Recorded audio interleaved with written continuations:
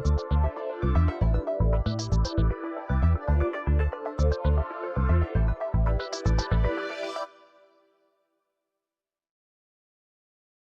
everyone, welcome to the Happy Flosser podcast.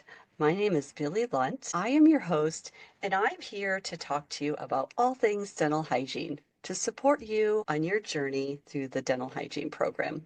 I'm so glad that you're with me today. And today I have a dental hygiene student, current dental hygiene student, Anistinn. And Anistinn has been listening to my podcast through her learning journey to become a dental hygienist. And she's been willing to come on the podcast and share her journey with you in hopes that she can support you through some of the challenges and wins through your journey through the dental hygiene program. So Anistinn, welcome. I'm so happy to have you on.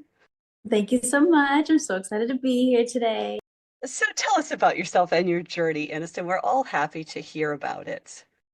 Right. Well, I am 23 years old and I'm in my third semester of hygiene school. So I've got 2 semesters left. I graduate in October 2025. So, 9 months, who's counting? I feel like I don't know how or why I started doing dental hygiene, but I just knew I liked teeth. I don't know how to explain it. Sometimes it just happens. You're like, I just like teeth. I just do. And after I graduated high school, I went to a college, not for dental hygiene. I just got into college just because.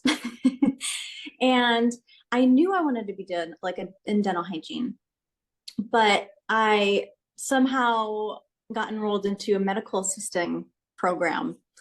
And that was about 2019. So as everyone knows, 2020, the world changed.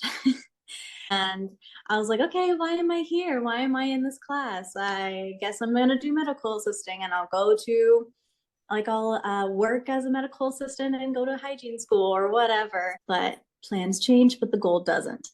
So COVID happens and I move back home and I'm like, okay, I need to find my program because I don't like medical assisting, but I like the medical field. And I end up working as an activity assistant at assisted living. So I get that medical side with the elderly. And I know that a lot of the times in healthcare and older assisted living homes, they don't get a lot of dental care. I would see the travel hygienists from different companies come in and clean their mouths, but a lot of caregivers don't do a lot of hygiene. They get them dressed and they feed them in the morning and, do their showers. But I don't see a lot of dental care going on. And I feel like it's the least worried issue. Like being there and not being able to do anything because I'm just an activity assistant. I'm not a caregiver. I'm not a CNA at the time, but I'm a licensed caregiver right now because my boyfriend's family has a care home and I've been able to help them with that. So that's another thing, but I'm getting ahead of myself. So I was there for a little bit during COVID and then I was like, oh my gosh, I need to go back to school. So I applied to Phoenix College. And I wasn't able to get into the program right away. I had to take my prereqs, finish my prereqs and everything. And I felt like school used to be really hard for me when I was in high school, but college totally changed me. I felt like my brain was actually developing, able to mature and understand the concepts of the world. And it was just mind blowing. And I was like, oh my gosh. And I learned that I loved anatomy. I never was able to take it in high school for some reason, but I loved anatomy. And my advisor told me that I should do tutoring. And I'm like, I'm tutoring? No, I don't think I can do that. But I noticed that when I was studying with my friends, that they would love to hear me explain things, like the way my mind would work. They're like, can you help me with this? I don't quite understand. Sorry. Oh, we have a visitor. I don't quite understand this topic, but can you explain it again? And I just had this weird niche for explaining things and creating these crazy mnemonics that made sense for people. So another thing is I have really bad ADHD. So sitting in class and listening is so hard for me. And I feel like that has, a lot of people see it as a disability, but I feel like it's a superpower if you use it correctly, you'll be sitting in class and your mind is just going to start wandering. But if you use that to your advantage and you're learning about a topic and it's clicking, you're able to connect it to another topic when you think about it. So I was able to do that and excel in my my grades. So I finished my courses and I apply to Phoenix College, but it's a 3-year waiting list. And I'm like, it's okay, it's fine, I'll wait. But my sister-in-law, she was like, Anistinn, time is money, money is time. You just got to do it. And there's another college called Carrington College, and it's really expensive. Yeah. But like she said, time is money, money is time, and you just got to do it. And I don't have any kids, so once I graduate, I can pay it off sooner. Mm-hmm. So that's where I'm at right now, is I'm in school and it's going really well. I post a lot of educational content because it just makes sense for me. First semester was really hard because you feel really smart because you do all your science classes and you have to get good grades. Like I had to have a 3.5 for Phoenix College, which is, I had to retake a couple classes because it was really hard. But when I got to Carrington, I'm like, okay, I feel smart, I feel ready, and I'm there, and I'm like, oh my gosh, this is life-changing. I am so nervous, and I don't feel like I'm gonna do good, and oh my gosh, how am I gonna do it? But I got through it. So it's definitely hard because it's like learning a new language. Yeah. You have no idea what's going on, but I like to explain to the first semester students that I'm tutoring right now is like, it's like learning a new language. It's like learning Spanish. You're going to learn it in school, but you're not going to practice it every day. But you're in dental hygiene school, so you're going to practice it every day in clinic and classes and learning almost the same things over again. It kind of gets repetitive, but you learn more about it each time you go into a class. So it starts to become normal, and you're like, okay, I get it. Like periodontal disease, and sorry, I'm rambling, but yeah, it was really hard first semester, and especially with those critical thinking questions and those true or false statements. Oh my gosh, that almost killed me in my cohort. We were hanging on by a thread. I never had to have questions like that. And that was, I feel like, one of the hardest things was critically thinking and the books that we have to read. And it's like, you can read all the chapters, but if you miss one sentence, that one little sentence is going to be on that quiz and you're going to overthink it. And it's, oh my goodness, it's crazy. But like, there's this one question that I know I freaked out so much about. Like it was, we were learning about finger placements and, where you're sitting and clock positions. And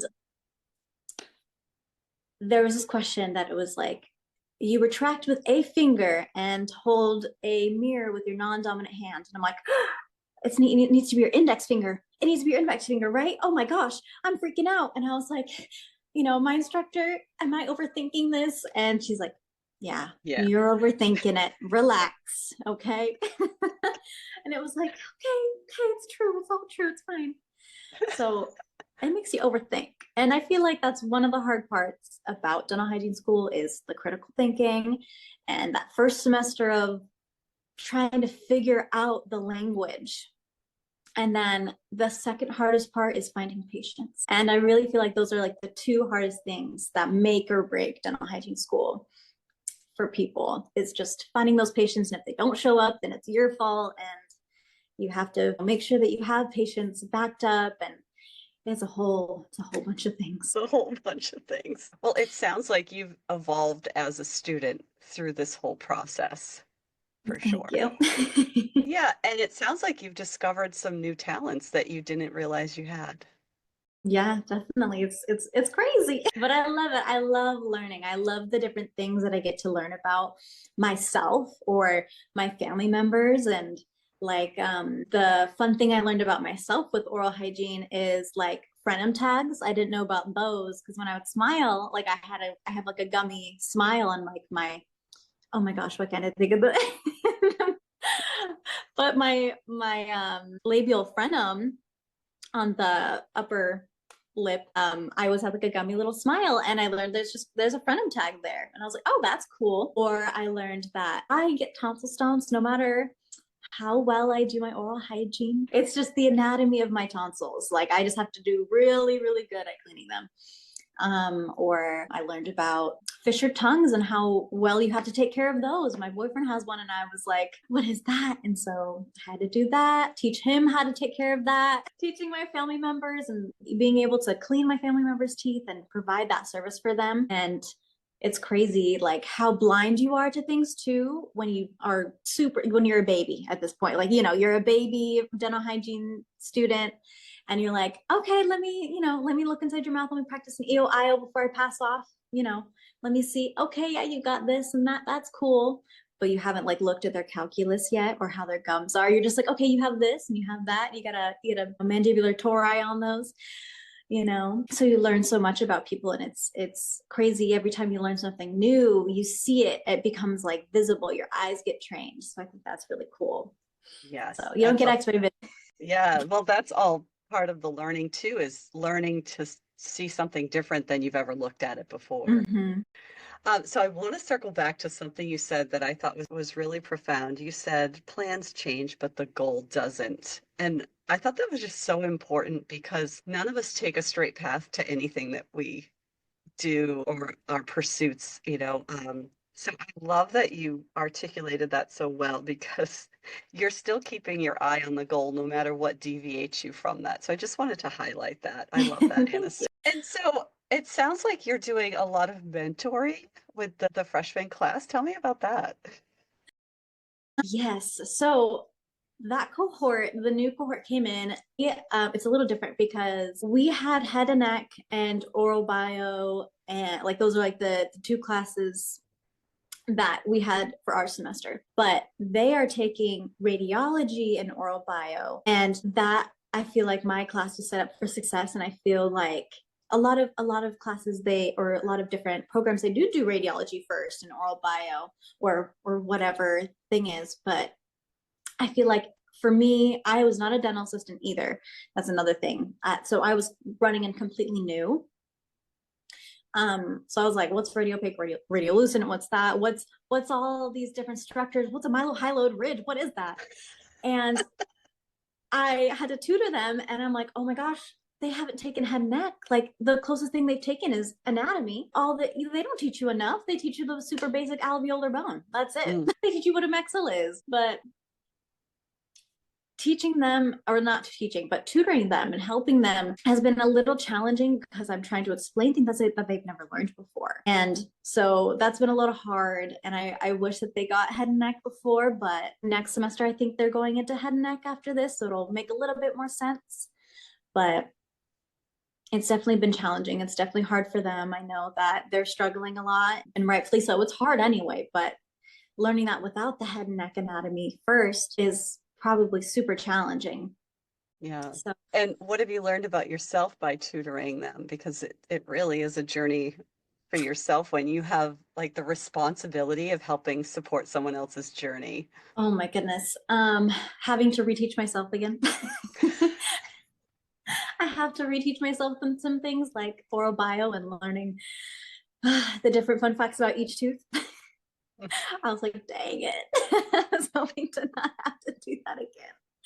Oh my goodness. But it's definitely helped me come up with new mnemonics, like things that I haven't thought about. I have to think about it on the fly sometimes. Mhm. Like I came up with a mnemonic about the cusp of Carabelli. It's on the mesiolingual side, right? So I'm like, okay, how do I make this make sense? Okay, little kitty.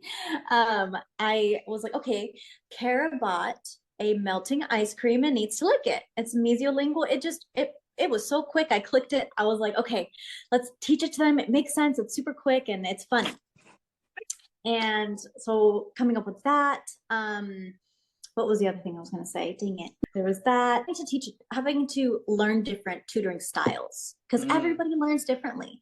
So one person can do really good with the mnemonics, and one person can do really good with charts. One person can do really good as if standing in front of them and pointing to things and touching their face or touching my face. So it's just so many different learning styles that I have to teach myself and teach them. So, but it's helpful for me, and I hope for them. Yeah, it sounds like it's preparing you for board exams and a future career in education. Yeah, definitely. Hoping for that. So tell me about your 5-year goal, if that's something that you've discovered while you've been in school. Yeah. So when I was younger, I never thought I would want to teach. I guess I just didn't find what I liked yet. But, once I started tutoring, I was like, you know what?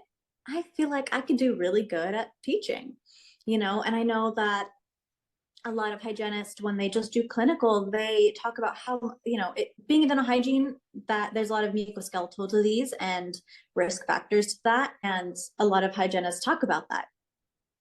And I feel like I want to be able to take a break from clinical and go and help in, and get a bachelor's and go be an instructor and teach different topics to these students to make it easier for them because it's so hard. Or even other things like I talked about working at an assisted living. I want to be able to go to different care homes and teach the caregivers how to properly brush their teeth. Or even open my own clinic, or like a mobile bus and travel around to the care homes, and teach them. So it's different things, but I also, want to help the children. I want to go to different schools and teach them how to clean their teeth, or have my bus or whatever, and bring in the children who aren't able to, the parents aren't able to afford the care to clean their teeth for them, figure that out somehow, and teach them a good relationship with the dentist. Because there was a lesson that I learned during class that a lot of the times parents like to say, if you don't brush your teeth, the dentist is going to drill this teeth. And they're using it as, they're using it as punishment. And it's like, well, no wonder people have dental anxiety, because you're threatening them with going to the dentist. Come on, now you're like ruining that that relationship. You got to treat it as like something that's good. Like, okay, let's brush our teeth. And if you brush your teeth, I don't know, the dentist is going to be so happy about it. And when you go, they're going to give you treasures or something. I don't know. We'll figure it out. I've never worked in pediatrics, but like we have to learn how to talk to kids. So that's another thing, is like, I just want to be able to teach this new generation coming in and teach them proper care so that they, we can focus on prevention rather than restoration, because that's our job, is prevention. Yeah. So I really want to I hope to bring that to children and, teach them that proper brushing technique too, because I didn't learn how to brush my teeth until I got here. Yeah. Until I got here. Yeah. So, yeah. Well, it sounds like you have really kept yourself open to all ages and all possibilities of what is to come, with the real core value of prevention and elevating the oral health status of all people that are entrusted in your care. So I think that's absolutely wonderful, Anistinn. Thank you. Yeah. So before we wrap up, I just want to say, like, what do you think is the most important thing to share to the listeners, to students who are hearing your voice? If there was one little tidbit of information you would want to share with them before I know you've said a lot for them. I mean, you've really highlighted all of the real challenges, like connecting theory to practice, and in dental hygiene school is probably one of the biggest challenges, and learning the language. And that comes back to, how do you teach the public to value everything you've discovered through your process, right? Like, you learned so much about your own oral health and your own mouth and your families through this whole journey. How do we get that and expand on that out into the public? And that will be an answer that you have to discover through your own journey. But what would be one thing that you would want to share with the students before we end? Oh my goodness, share with the students. There's a couple things. The first thing is, before you get to school, know your tooth numbers. One. But I feel like I heard in a podcast, and I think you said it, I think, where it's like, you're going in and everything that you know, they know. So is that what you said? Yes. Okay, I was like, I heard that, and I think that was so eye-opening for me, because I'm like, oh my gosh, like, I knew nothing, and I have to go in now and understand that that's what everybody else knows. They know absolutely nothing. Like, they know how to brush their teeth, but even that, I was learning it wrong. Yeah. And going in that, so make sure to humble yourselves and like take one day at a time, take one day at a time, and don't stress too much, because it'll all be over soon. Time's going to fly by super fast. Make sure that you have patience backed up too. Make sure you have a list of people, make business cards and Mm. hand them out. I have a whole bunch of business cards that I hand out to people whenever I'm out in public. I'm so shameless with it too. Like, I'm like, oh, by the way, I'm a dental hygiene student. We do free dental cleanings. That's Have one, great. have one, please. Don't be ashamed to tell people. But yeah, anyways, so many things that I just popped up. My goodness. But yeah, just take one day at a time. Know that everybody is learning differently. Take time to show them how to brush teeth. When you're in clinic, I know it feels super embarrassing to bring out the tooth and be like, show me how to brush your teeth. They probably don't know how to brush their teeth, and you just have to teach them. And I know it can be super embarrassing. I feel embarrassed sometimes when I do it because I'm like, okay, I know how you know how to brush your teeth, but I need you to show me, okay? But sometimes I don't. I've had to teach a lot of my friends how to brush and floss their teeth, and it blows their mind because it's, all you see inside their mouth, all that buildup, and you got to truly show them how to do it and how to fix their oral hygiene routine and how to correct it so they don't continue to have these issues. Yeah. So anyway. Well, and I'm excited to hear that you are creating content, helpful content, educational content online, because the more we have of that, the better. So if you could share how people can get a hold of you if they wanted to, Anistinn. Yes, so I have a TikTok. It's just my name, Anistinn. But on everything else, it's Flossberry Anistinn. And then I also partner with Andy RDH, and I'm a dental hygiene liaison on their TikTok on Dental Hygiene Academy. So if you want to see me on there too, and what it's like to use the Andy RDH study board review too, I'll be on there. So I'm always open to a bunch of questions, or if you need someone to tutor you too, I'm open to it as well. Well, thank you. And I encourage students to reach out because it really takes a village. And the sooner students start networking with other fellow students and hygienists, I think the better. It really helps career development, confidence building, and not having to reinvent the wheel, knowing that somebody out there might already have the answer. Even if they're a student, Aniston, you have a lot to bring. And I'm really proud of you for Thank stepping you. out there and doing it. Yeah. Well, it takes a little bit of bravery to just say, okay, there's fear of being judged and there's fear of being wrong, right? It's okay. We all do that. But I have to give you credit for stepping out there and really taking charge. And I love that. Thank you so much. I so appreciate that, Billy. Yeah. Well, and I look forward to you graduating in October and successfully passing your boards, putting those three initials after your name, and staying in touch so I can keep track of your journey. I'm really excited about all that you're bringing to the profession. Thank you so much. I appreciate it. It was very Yeah. fun being on here. Well, thanks for coming on. And so for our listeners, you now know how to get a hold of Anistinn. She's one of your colleagues. She's one of your friends. She's a fellow student. So I encourage you to get a hold of her, follow her, and connect with her. And for everyone else and for all of my listeners, thank you for spending time with me. I hope you've had a great, restful break, and I will see you soon. We'll all be back to work. All right. Take care, guys.